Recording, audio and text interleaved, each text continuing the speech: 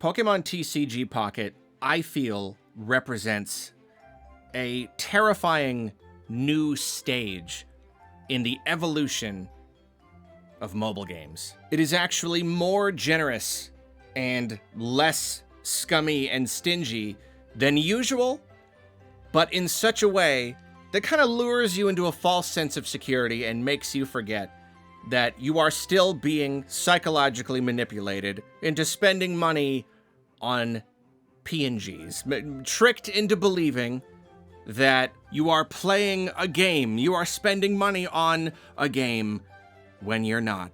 You're just kind of spending it on a bunch of fake nonsense. That said, I have been playing it every single day since it launched.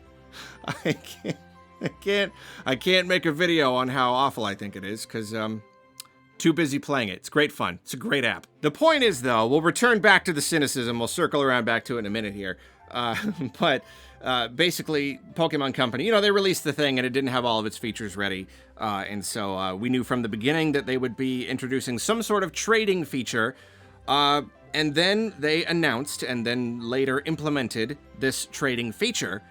But the problem, from the very beginning, when they even before they detailed every single little thing, they gave us a list of restrictions. They told us that we would only be able to trade between friends. You have to be friends with a person in order to trade. You can't just trade with randos. So that already cuts down your pool of potential trades rather dramatically, only by a few, like hundreds of millions of people or something. The cards that get traded have to be of the exact same rarity.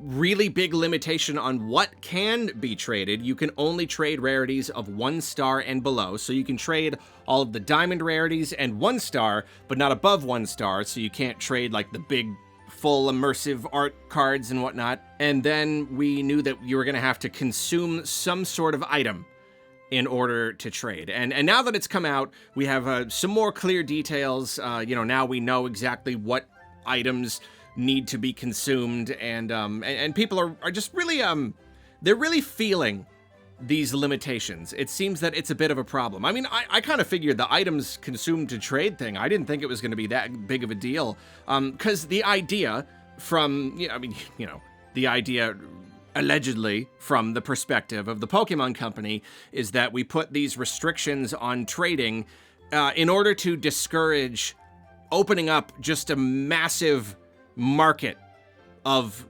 trading and selling and whatnot, because if anybody can trade with anybody else, then you've got, third-party platforms are going to be having people setting up trades and trying to make money from them. If you can trade cards of different rarities, then you can have people rip, it's going to just be like the schoolyard when you were a kid all over again, where you got people ripping off other people and trading all sorts of stuff, like for but I'll give you a Pikachu for it or whatever. And then, having to consume items in order to trade, just so that you couldn't get a bunch of people, just like starting up a billion free, because it's a free game. It's a free to start game, free to play, whatever. So you could just start a bunch of accounts and farm a bunch of free cards and do like the early stuff to get a bunch of pack hourglasses and then go and trade them to whoever. So like they didn't want that. And I can see that. I can certainly understand that to a degree. And I think that's a very convenient way for them to cover up the real reasons why there are so many limitations. It feels obvious to me why there are so many limitations. Again, I am a very rather cynical person, at least when it comes to big companies who have, consistently proven that they can act very, very scummy. Let's just say they are capable of they have a fair streak of scumminess. And so, like, especially when you look at the limitation of, like, only being able to trade up to a certain rarity level, it's like, what's your excuse there? Really? Why though? Why are you not willing to let us trade for the absolute most rare and valuable cards? Obviously, it's because you just don't want us trading too much, because that means buying less, potentially. And it's funny because when they announced all of these limitations, I did see a fair number of people who were like, I don't know, they almost seemed surprised. You know, like, I don't know, maybe not that many people were fully surprised. They were more just reacting naturally. Like, of course, even if I see it coming, I'm still gonna be like, hey, this is messed up. Like, sure, I don't know. But like, I don't know, when they first announced that they were going to allow for some sort of trading feature, it felt obvious from the get-go that like, well, it's not gonna be that good. You know, like it's not, I mean, there was always the chance that they could surprise us. The game itself is more generous than you would expect. You can actually do a lot without spending any money. I haven't spent any, and yet I'm like, I don't know, I feel like I've got a pretty decent collection. You know, I pull EX cards all the time. I've got, you know, one or two, like, actual, like, meta decks, like decks with combos that really work. Yes, there is a Celebi EX and Superior deck. Like, yeah, like, I basically have got a deck that, at least at some point, it's probably outdated by now with the new set, but like, yeah, no, it's legit. You could, like, fight people online with it. You know, you only need 2 of each card. You can only have 2 of each card in your deck, so once you get 2, then there you go. So because the game is already, like, surprisingly generous, I suppose there was always the possibility that the trading feature could surprise us and be pretty, like, you know, pretty generous as well. But I don't know. I don't think I ever anticipated that it would really be that great of a feature, and they did reveal all these limitations, and it's funny because it ended up being even worse. Apparently, consuming the items is actually very difficult. It's like it's too much. It just requires too much of you to do this. And to be fair, the Pokemon Company themselves, they have responded to the backlash. I'm surprised that they did, because we lashed back when they first revealed these limitations, and that was like, I don't know, I feel like that was a month ago by now, and they didn't say anything or make any changes. They still went forward with it, and so now we're all like, hey, this is messed up. I'm, like, surprised that we heard anything from them. But they did. They did get back to us and say the following. Since releasing the first iteration of the trading feature a few days ago, we have received a large number of comments. Thank you all for sharing your feedback. The item requirements and restrictions implemented for the trading feature were designed to prevent abuse from bots and other prohibited actions using multiple accounts. Our goal was to balance the game while maintaining a fair environment for all players and preserving the fun of collecting cards that is core to the Pokemon TCG Pocket experience. However, thanks to your feedback, we understand that some of the restrictions put in place are preventing players from being able to casually enjoy the feature as intended. We are actively investigating ways to improve the feature to address these concerns. Going forward, we also plan to offer multiple ways to obtain trade tokens, including through event distributions. As always, thank you for being part of the Pokemon TCG Pocket community. So basically, it sounds like they are going to make some sort of change. And again, it is technically possible that they will ease up on, I don't know, a lot of these restrictions. Maybe they really will make it the trading feature that we all wish that it could be. Just, you could just trade whatever for whatever. But I am still feeling rather guarded here. I do not think that they're going to make that big of a change. I think they're going to do precisely one thing. I will admit if I'm wrong, if I end up being wrong, but I think they're going to do one thing, and they're going to make it easier to get the items. I think they're going to focus solely on the items and just make it less of a hassle to have the consumable items, the trade tokens or whatever, in order to actually trade. Because, I mean, like, and that's even, like, that's the thing that made this worse than we even thought it was going to be. You know, they revealed the restrictions. We thought, that's worse than we even thought. And then it came out, and it's like, it's even worse than that.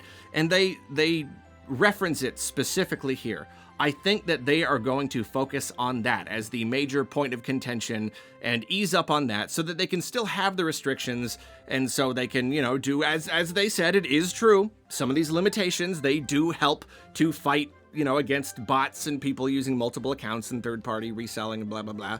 But I don't expect more than that. And that's because this is not a thing. This is not one of those things where they did it all to make the best product possible, and they didn't know how we would react. They just did it, and then they went, oh no, people don't like our thing.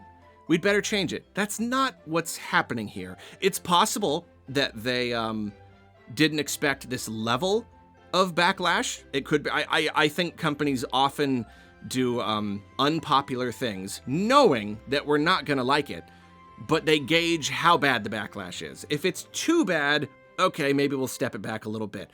But I fully believe they did all of this knowing we were going to hate it, because all of these things are clearly designed to just give us the feature and allow us technically to trade some cards, but not too many. Because this is a game about collecting cards. You know, like, yes, there is battling too, I suppose, but more than anything, it's a glorified card collector. And there are so many different versions of all of these cards. You've got the card, and then you've got the full art, and you've got the immersive one, and you've got different languages and whatnot. There are so many things to collect, and when you open up the ecosystem to, like, everybody can trade with everybody, now it is infinitely easier to get what you need. It is so much easier to just trade with someone else. Oh, I don't have what you have. Oh, you don't have what I have? Perfect. We got each other's super rare thing, and we didn't even have to spend any money. Pokemon Company don't want that. They don't want you to not have to spend the money. They're like, look, we already give you free packs. You gotta meet us halfway here. We do want whales. We do want there to be people who spend their paychecks on the Pokemon cards. That is still the goal. That is ultimately, literally, the entire point of this game. It's still a gacha game. It's still a loot box game. It is loot box the game. They want you to get addicted to the idea of opening packs and spending money on packs. That's the point. Anything that compromises that, they're not going to want to do it. This is bad on purpose. It was always going to be bad. And I'm basically certain that even after maybe they make it a little bit better, it's still going to be bad. It's still going to be very, very limited. They're still going to do everything they can to prevent people from getting these rare cards and filling out their collections without spending money. It's the point. I feel like we're lucky we got a trading feature at all. I feel like if anything, they did it just so that they could kind of say they did it, you know, and like help people to, you know, you can collect little things here and there. You can fill out a little bit more of your collection, but not the super rare card. Not the super rare. Are you kidding? We're not going to let you trade the super rarest of the rare cards. You got to just open packs. You just gotta open and open and open thousands of packs if you want to get all of those cards. Sure, the game technically limits how much money you can spend each day, only $100 or something, but like we are seeing these people who've been playing every day and spending the maximum amount of money to like see how much you gotta spend to like fill out your entire collection, and it is a bunches of thousands of dollars. It is, and that's what they want. At the end of the day, that is what they want. Anyway, I guess I'm blabbing on about it a little bit too much. But yeah, that's all I wanted to say. Just don't be surprised when they do things like this. Don't be surprised when the feature is bad on purpose. It is bad on purpose. This is all part of their plan because they're evil. They're so just no nasty evil. Let's see. I don't know if I've opened my packs there. Let's see. Let's see what I got.